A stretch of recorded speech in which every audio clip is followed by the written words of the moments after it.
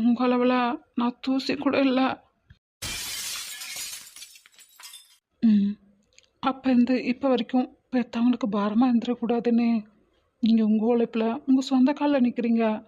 ஆனால் நான் எல்லா விஷயத்துக்கும் இப்போ வரைக்கும் பெற்றவங்களை டிபெண்ட் பண்ணி தானே இருந்தேன்.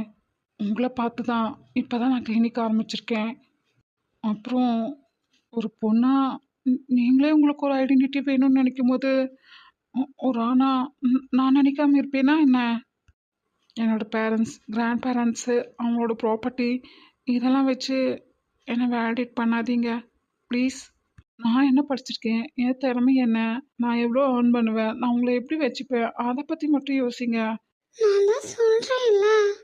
இங்கே பாருங்க ரேகா, மற்றவங்கள பொறுத்த மட்டும் எப்படியோ அது எனக்கு தெரியாது. ஆனால் என்னை பொறுத்த வரைக்கும் பெற்றவங்கள பிடிக்கலன்னு நம்ம போய் மாற்றிக்க முடியுமா? முடியாதுல்ல. அவங்களோட பாஸ்ட்டை அக்செப்ட் பண்ணிக்கிட்டு